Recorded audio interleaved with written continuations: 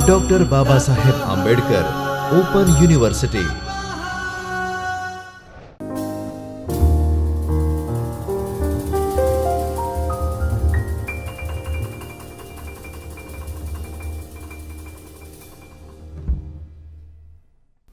નમસ્કાર વિદ્યાર્થી મિત્રો, આજે આપણે PGDDE ના મોડ્યુલ ES 311 દૂરવર્તી શિક્ષણનો વિકાસ અને તત્વદર્શનમાં તેની દાર્શનિક આધારશિલાઓ વિશે શીખીશું। દૂરવર્તી શિક્ષણને બિનરૂઢિવાદી અને બિન પ્રણાલીગત અભિગમ તરીકે ઓળખવામાં આવે છે અને પ્રણાલીગત શિક્ષણના માપદંડોને પડકારી શૈક્ષણિક પ્રક્રિયાનું નવ સંસ્કરણ કરવા પ્રેરે છે। શિક્ષણની પરંપરાગત પ્રણાલિકાને નિયંત્રિત કરતા અધ્યયનના સ્વરૂપ કરતાં આ ખૂબ જ જુદું છે અને વિદ્યાર્થી અને શિક્ષક એકબીજાથી દૂર હોય છે અથવા તો તેઓ સંસ્થાઓથી દૂરના સ્થળે હોય છે। એટલે કે વિદ્યાર્થી જે સ્થળે હોય છે એ જ જગ્યાએ શિક્ષક પણ હોય કે તેની સંસ્થા પણ હોય તેવું જરૂરી હોતું નથી। તેમના અધ્યાપનની વાસ્તવિકતા સમસ્યાઓના ઉકેલ માટેના પ્રયાસોમાંથી તેમની તર્કબદ્ધ વિચારણા જન્મેલી હોય છે। હવે આપણે દૂરવર્તી શિક્ષણ અને પ્રણાલીગત શિક્ષણ વચ્ચે શું ભેદ છે તેને જાણવાનો પ્રયત્ન કરીએ તો પ્રણાલિકાગત શિક્ષણ પ્રણાલીની તુલનામાં દૂરવર્તી શિક્ષણ તેના સંકેતાર્થ અને શબ્દાર્થની પરિભાષાની રીતે આપણે સમજવાનો પ્રયત્ન કરીએ તો તેનો સંકેતાર્થ વધુ વિશાળ છે, કારણ કે તે વધારે વ્યાપક અધ્યાપન પદ્ધતિમાં ઉપયોગમાં લાવે છે, જે પરિસ્થિતિમાં અને પરિમાણના તટસ્થ અને અપૂર્ણ રહે છે। તેનો શબ્દાર્થ વિશાળ છે, કારણ કે શૈક્ષણિક પ્રત્યાયનને અસર જન્માવવાવાળા માટે તે વધુ અંતર ધરાવે છે। આમ છતાં આનો અર્થ એવો નથી કે મુક્ત અથવા દૂરવર્તી શિક્ષણનો નિશ્ચિત અને સચોટ વ્યાખ્યાઓમાં આપણે બાંધી શકતા નથી। તેની અનિશ્ચિતતા રહેવા સર્જાયેલી છે, કારણ કે તેમાં ખ્યાલો અને ધ્યેયો સમાવિષ્ટ હોય છે। કીગનના મતે જો આપણે જોઈએ તો વહીવટી સંદર્ભમાં ઉપયોગ કરવો જોઈએ નહીં, તેનો ઉપયોગ પ્રત્યક્ષ અને દૂરવર્તી શિક્ષણ માટે જ કરવો રહ્યો। દૂરવર્તી શિક્ષણ આપતી કેટલીક યુનિવર્સિટીઓએ રૂઢિચુસ્ત માળખાનો ત્યાગ કર્યો છે અને સમાજની શૈક્ષણિક જરૂરિયાતોને પહોંચી વળવામાં મંદ ગતિ અપનાવી રહી છે। આમ છતાં શૈક્ષણિક ટેકનોલોજી દૂરવર્તી શિક્ષણમાં મહત્વનો ભાગ ભજવે છે। જે વિદ્યાર્થી મિત્રો દૂરવર્તી શિક્ષણ સાથે સંકળાયેલા હશે કે તેઓ જાણતા હશે કે શૈક્ષણિક ટેકનોલોજીનો મહત્તમ ઉપયોગ પરંપરાગત અથવા રૂઢિગત જે રીતે શિક્ષણ થાય છે એની કરતાં ઘણો બધો વધારે દૂરવર્તી શિક્ષણમાં થાય છે। જેમ કે અત્યારે આપણે જે રીતે અભ્યાસ કરી રહ્યા છીએ તેમાં ટેકનોલોજીનો મહત્તમ ઉપયોગ થઈ રહ્યો છે। આથી તે જુદું તરી આવે છે। એજ્યુકેશનલ ટેકનોલોજી એ વિકસતું જતું એક ક્ષેત્ર છે જેમાં દ્રશ્ય શ્રાવ્ય સાધનો, કમ્પ્યુટર, સમૂહ માધ્યમો વગેરેનો સમાવેશ થાય છે। આ જ બાબત શૈક્ષણિક ટેકનોલોજીએ વિકાસશીલ ક્ષેત્ર અથવા દૂરવર્તી શિક્ષણને ગતિશીલ અને પ્રોત્સાહજનક બનાવી રહી છે।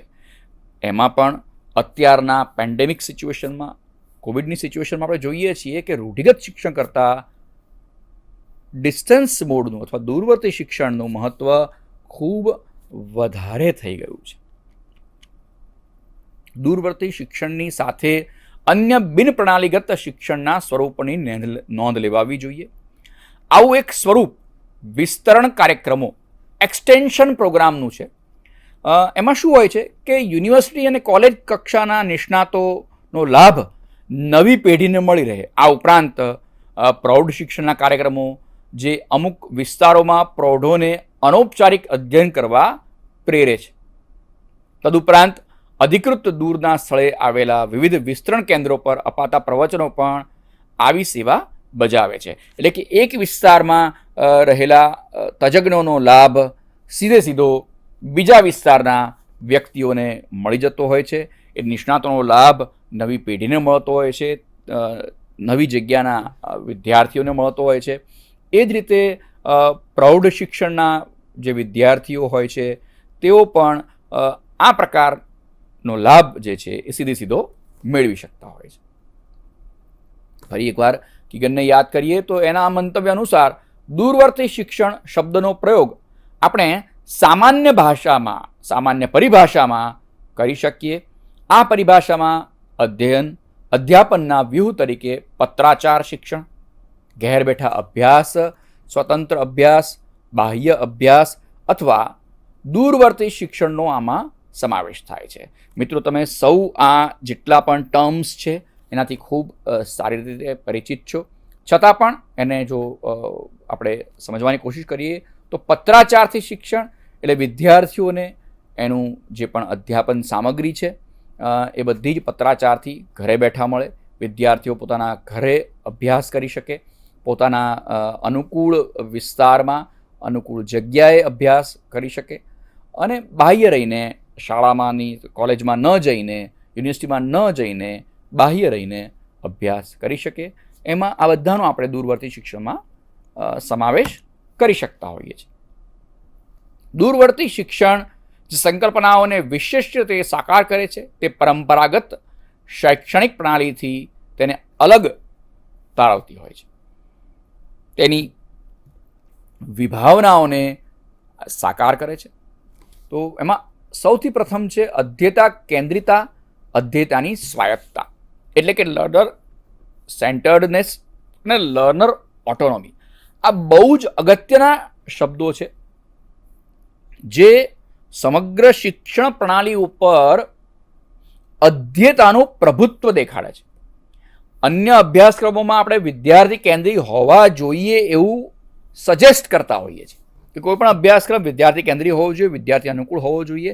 જ્યારે ડિસ્ટન્સ એજ્યુકેશનમાં હંમેશા અભ્યાસક્રમ એ વિદ્યાર્થી કેન્દ્રી, અધ્યેતા કેન્દ્રી જ હોય છે અને એમાં સંપૂર્ણ સ્વાયત્તતા અધ્યેતાની પોતાની હોય છે. આ ઔપચારિક શિક્ષણથી અલગ રીતે દૂરવર્તી શિક્ષણ પ્રથમ વિદ્યાર્થીને અને ત્યારબાદ સંસ્થાને સ્થાન આપે છે. દૂરવર્તી શિક્ષણ અધ્યેતાની જરૂરિયાતો અને તેની સાનુકૂળતા પર ભાર મૂકે છે. તે તેમનામાં રહેલી વૈયક્તિક ભિન્નતાઓને ધ્યાનમાં લઈ તેનું અમલીકરણ કરે છે. તે સમયની સંકલ્પનાઓને ધ્યાનમાં લે છે. તે વ્યક્તિને તેના અધ્યયન માટે જોઈતા સમયગાળાને માન્યતા આપે છે. તમે જો અહીંયા સમયગાળાઓ જે છે એ ખૂબ મોટો ભાગ ભજવે છે. વિદ્યાર્થી પોતાની અનુકૂળ જગ્યાએ રહીને જ્યારે અભ્યાસ કરી રહ્યો છે ત્યારે જરૂરી છે કે એને સમય પણ અનુકૂળ હોય, સમય પણ એનો સચવાઈ જાય. એટલે એ એના અનુકૂળ સમયે પોતાના પેસમાં, પોતાની ઝડપે અભ્યાસ કરી શકે, જેને આ પ્રણાલી સંપૂર્ણ રીતે માન્યતા આપે છે.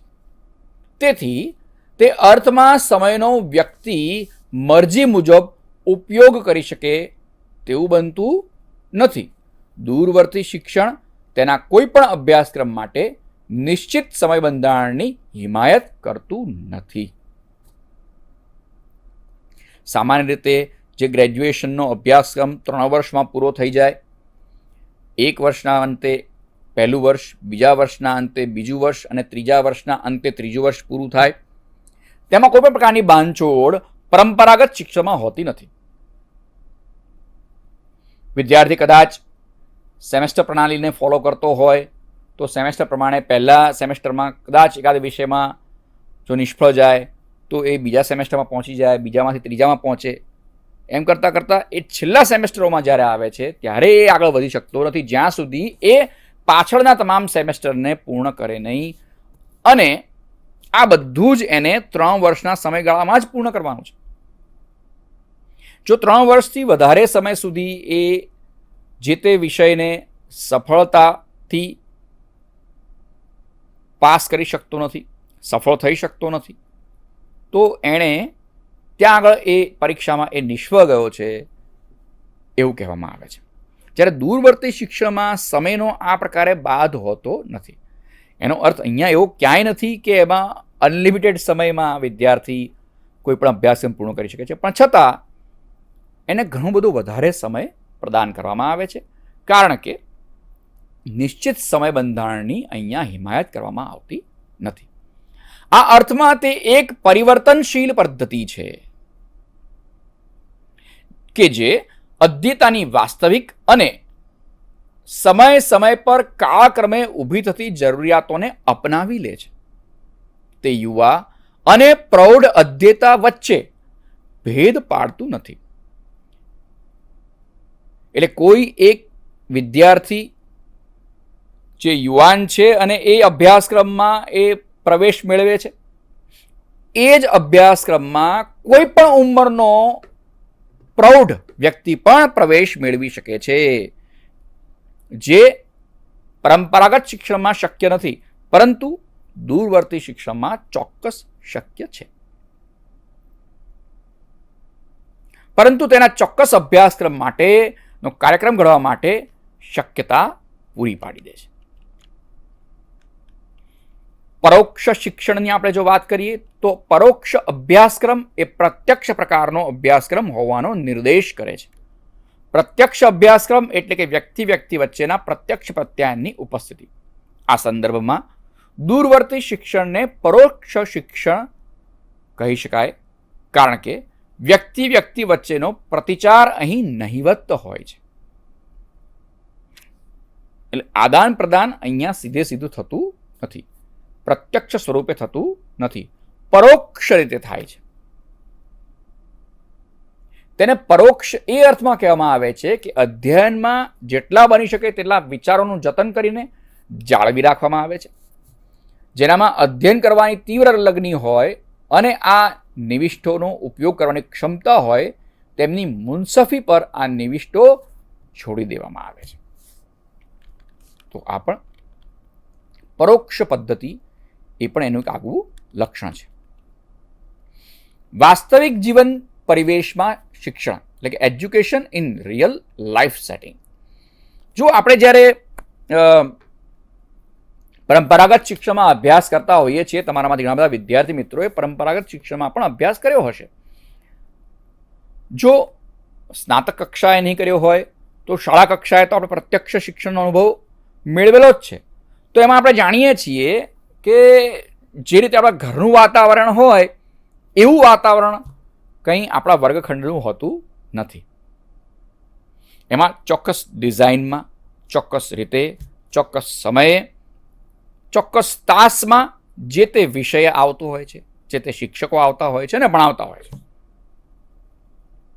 જ્યારે અહીં શું થાય છે તો ક્યારેક કોઈને એમ પણ લાગે કે ઔપચારિક શિક્ષણ પ્રક્રિયામાં જે પ્રકારની આગવી ઓળખ અને દેખીતું માળખું છે તે દૂરવર્તી શિક્ષણ પાસે નથી. તે અવ્યવસ્થિત છે, એ નિષ્ક્રિય છે, કદાચ એવું પણ માને કોઈ કે તદ્દન નિસ્તેજ છે. વાણી વ્યવહાર કરવાની જે જીવંત ગતિશીલતા કે સક્રિયતા હોય છે તેનો અભાવ તેમાં જોવા મળે છે. જો કે શિક્ષકની ઉપસ્થિતિ કે હાજરીથી જે પ્રકારનો જુસ્સો અનુભવાય છે તેનો આ શિક્ષણ પ્રથામાં અભાવ જોવા મળે છે. ઘણા પ્રકારના અધ્યયનના નિવિષ્ઠોનો ઉપયોગ કરવામાં આવે છે કે વિદ્યાર્થીઓને વાસ્તવિક શૈક્ષણિક અનુભવ પૂરા પાડવાનું માળખું ગોઠવવામાં આવે તો પણ તે તેની ગરજ સારી શકે નહીં. એટલે કે જે ગરજ એક શિક્ષકની પ્રત્યક્ષ હાજરી પૂરી પાડે, જે ગરજ સારે, એ કદાચ ઘણા બધા પ્રયત્નો છતાં પણ જે પ્રત્યક્ષ શિક્ષકને માણવાનો જે આનંદ છે, જે અનુભવ છે, એ આપણને અહીં મળતો નથી. થોડી પરિભાષાઓનું સ્પષ્ટીકરણ પ્રાપ્ત કરી લઈએ તો પત્રાચાર શિક્ષણ એટલે કે કોરસ્પોન્ડન્સ એજ્યુકેશન, દૂરવર્તી શિક્ષણ ડિસ્ટન્સ એજ્યુકેશન અને નિર્બદ્ધ શિક્ષણ એટલે કે ઓપન એજ્યુકેશનની પરિભાષાઓનો એકબીજા સાથે ઘણી બધું ગૂંચવાડા પેદા થતા હોય છે. આ બધી વસ્તુ આપણને સમાન લાગતી હોય છે કે કોરસ્પોન્ડન્સ પણ એક જ છે, ડિસ્ટન્સ પણ એક જ છે, ઓપન એજ્યુકેશન પણ એક જ છે. આ બધી વસ્તુઓ એક નથી. એટલે એની પરિભાષાઓ ગૂંચવાડો પેદા ન કરે એનું આપણે ખાસ ધ્યાન રાખવાનું હોય છે. અને એ માટે આપણે તમને બધાને હું વિનંતી કરીશ કે અહીંયા ધ્યાન આપશો. તો નિર્બંધતા એ દૂરવર્તી શિક્ષણની એક આગવી વિશિષ્ટતા છે. દૂરવર્તી એટલે કે નોન ડિસ્ટન્સ એજ્યુકેશન કે અપ્રત્યક્ષ શિક્ષણમાં પણ મુક્ત પદ્ધતિનો ઉપયોગ થઈ શકે છે. આ ઉપરાંત દૂરવર્તી શિક્ષણ મુક્ત પદ્ધતિ સિવાય પણ આપી શકાય છે. કઈ રીતે? તો હેગન જણાવે છે કે જર્મન ઓપન યુનિવર્સિટી એ નિર્બદ્ધ શિક્ષણની કક્ષામાં આવતી નથી, કારણ કે તે મર્યાદિત અર્થમાં જ નિર્બદ્ધ એટલે કે ઓપન છે. શિક્ષણની નિર્બંધતા અમુક અંશે જ હોઈ શકે. આમ છતાં કોઈપણ યુનિવર્સિટીના ઓપન યુનિવર્સિટીના નામાભિધાન એટલે કે અંશે નિર્બદ્ધતા હોય તે વાજબી ગણાય તેવું કહેવું આ તબક્કે ખૂબ મુશ્કેલ છે. ઇન્ફોર્મેશનલ કાઉન્સિલ ફોર કરસ્પોન્ડન્સ એજ્યુકેશનના 1982ના કેનેડામાં સંપન્ન થયેલી 12મી વિશ્વ પરિષદમાં પત્રાચાર શિક્ષણને બદલે દૂરવર્તી શિક્ષણ નામ અધિકૃત રીતે બદલવામાં આવેલું. પહેલાં જેનું નામ કરસ્પોન્ડન્સ એજ્યુકેશન હતું તેનું 1982થી અધિકૃત રીતે ડિસ્ટન્સ એજ્યુકેશન એવું નામાભિધાન કરવામાં આવ્યું. ત્યારથી આ કાઉન્સિલનું international council for distance education તરીકે પુનઃ નામાભિધાન કરવામાં આવેલું. અનેક જાતના વાદ વિવાદો પછી બધા જ પ્રકારની લાક્ષણિકતાઓ ધરાવતી યોગ્ય પરિભાષાની શોધ કરતા ઈસવીસન 1969માં સ્થપાયેલી બ્રિટિશ ઓપન યુનિવર્સિટીએ પત્રાચાર શિક્ષણ કોરસ્પોન્ડન્સ એજ્યુકેશનના નામને બહાલી આપી. ઉપર દર્શાવ્યા મુજબ 1982માં આ અંગે સર્વસંમતિ સાધવામાં આવી અને એને પણ પછીથી બદલી નાખવામાં આવ્યું અને ડિસ્ટન્સ એજ્યુકેશન કરી નાખવામાં આવ્યું. અગાઉના વિભાજન આધારિત નામકરણને બદલે શિક્ષણના સ્ત્રોતો અને શિક્ષણના ગ્રાહકો વચ્ચેનો સંબંધ દર્શાવતું નામકરણ પસંદ કરવામાં આવ્યું. તો સૌથી પહેલાં આપણે જોઈએ કે પત્રાચાર શિક્ષણ કોરસ્પોન્ડન્સ એજ્યુકેશન એટલે શું? પત્રાચાર શિક્ષણ અને દૂરવર્તી શિક્ષણનો ભેદ તેમના ધ્યેયો, પદ્ધતિઓ અને નવસંસ્કરણમાં રહેલો છે. પત્રાચાર દ્વારા શિક્ષણ જ્યારે પ્રમાણપત્રો એનાયત કરવા માટે નિશ્ચિત કરેલા આગવું શિક્ષણ આપે છે, ત્યારે દૂરવર્તી શિક્ષણ વિવિધ પ્રકારના લક્ષ્યાંકો હાંસલ કરવા માગે છે. આમાં વ્યક્તિગત વિકાસ, વ્યવસાય માટે વધુ સારી તકો, વ્યાવસાયિકતાનું સમૃદ્ધિકરણ, વલણોમાં પરિવર્તન વગેરેનો સમાવેશ થાય છે. દૂરવર્તી શિક્ષણ માનવ સંપર્ક ઉપરાંત બહુવિધ માધ્યમોનો ઉપયોગ કરે છે, જે વિશે આપણે ES 1313માં વધારે આગળ ચર્ચા કરીશું. બીજી બાજુએ પત્રાચાર દ્વારા શિક્ષણ ટપાલ દ્વારા વિતરણ થઈ શકે તેવી મુદ્રત સામગ્રી પર આધાર રાખે છે. મેં તમને અગાઉ પણ કહ્યું તેમ જેટલી પણ શૈક્ષણિક સામગ્રી છે તે ટપાલ દ્વારા વિદ્યાર્થીના ઘરે પહોંચાડવામાં આવે છે અથવા એણે જે પણ કોન્ટેક્ટ ડિટેલ્સ આપેલી હોય છે એના આધારે એને પહોંચાડવામાં આવે છે. અભ્યાસક્રમો અને પરીક્ષાઓના પ્રવેશ માટે અપનાવવામાં આવતી પ્રથા સદીઓથી કોલેજો અને યુનિવર્સિટી શિક્ષણમાં અપનાવવામાં આવતી પ્રથા જેવી જ એક યા બીજી રીત હોય છે. આ રીતે પત્રાચાર શિક્ષણ એવું નામાભિધાન નીચેના અભિગમને ધ્યાનમાં રાખીને કરવામાં આવ્યું હતું, જેમાં પહેલું હતું કે શૈક્ષણિક સામગ્રીનું વિતરણ કરવું અને બીજું છે આવશ્યકતા અનુસાર અધ્યાપક અને અધ્યેતા વચ્ચેનો અસરકારક આંતરવ્યવહાર. આમ છતાં દૂરવર્તી શિક્ષણ એ જુદી રીતે વિદ્યાકીય વિષયો તરફ ઝોક રાખે છે. તે સામગ્રીમાં શિક્ષક હોય છે તે રીતે તેને તૈયાર કરવાનો પ્રયત્ન કરે છે. હવે આપણે મુક્તપણા ઓપનનેસની સંકલ્પના તરફ જો દૃષ્ટિપાત કરીએ, હવે જો આપણે મુક્તપણા અથવા તો ઓપનનેસની સંકલ્પના તરફ દૃષ્ટિપાત કરીએ તો આપણને એમાં કેટલી મુક્તતા રહેલી છે તેની વિશે જાણવા મળશે. પરંતુ જ્યારે પત્રાચારની આપણે વાત કરીએ છીએ ત્યારે એનો મુખ્ય ઝોક જે છે તે અધ્યયન સામગ્રી ઉપર રહેલો હોય છે. એટલે પત્રાચાર શિક્ષણમાં અધ્યયન સામગ્રી એ સૌથી અગત્યની છે જે વિદ્યાર્થી સુધી પહોંચાડવામાં આવે છે અને આવશ્યકતા અનુસાર અધ્યાપક અને અધ્યેતા વચ્ચેનો જે આંતરવ્યવહાર છે એ અસરકારક કરવાનો પ્રયત્ન કરવામાં આવે છે. આગળ વધીએ તે પહેલાં તમારી પ્રગતિ ચકાસવા માટે અહીં પ્રશ્નો આપવામાં આવ્યા છે, જેને તમે તૈયાર કરશો. એના એસાઇનમેન્ટ્સ પણ તમે બનાવી તમારા શિક્ષક પાસે ચેક કરાવી શકો છો, અથવા તો તમારા કેન્દ્ર પર મોકલી અને પછી ત્યારબાદ એનો ફીડબેક લઈ શકો છો, જેમાં કન્વેન્શનલ એજ્યુકેશનની વ્યાખ્યાઓ વિશે આપણે ચર્ચા કરવાની છે. વધારે માહિતી માટે તમે સંદર્ભ ગ્રંથોનો પણ ઉપયોગ કરી શકો છો તમારા પુસ્તક સિવાય. તો વિદ્યાર્થી મિત્રો, આપે પ્રણાલીગત શિક્ષણ અને દૂરવર્તી શિક્ષણ વિશે જે પણ કાંઈ ભેદ હતા તે જાણ્યા હશે. પ્રણાલીગત શિક્ષણ અને દૂરવર્તી શિક્ષણમાં મુખ્ય કયા ભેદ છે તેની વિશે પણ આપણે જોયું. આ જ શૃંખલામાં આપણે ફરી પાછા મળીશું. ત્યાં સુધી ધન્યવાદ. स्वाध्यायः परः